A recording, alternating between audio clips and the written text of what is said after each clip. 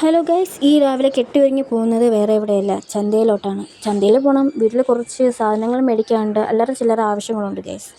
പിന്നീട് ഇതാ ഇവനെ കണ്ടല്ലോ, ഇവ എൻ്റെ പിറകേ തന്നെയാണ്. 2 ദിവസം ഞാൻ ചോറ് കൊടുത്തതിൻ്റെ പ്രഹസനമായി കിടന്ന് കാണിക്കുന്നത്.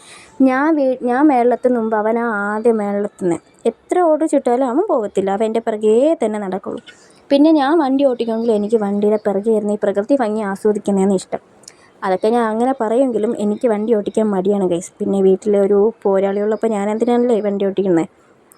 പിന്നീട് എൻ്റെ അമ്മ ചാടി ഓടി പോകുന്നത് വേറെ എങ്ങുമില്ല, ചന്തയാണ്. എൻ്റെ അമ്മയ്ക്ക് ചന്തയാണോ പ്രത്യേകിച്ച് ത്വരയാണ്, എന്തോ ആണെന്ന് അറിയത്തില്ല.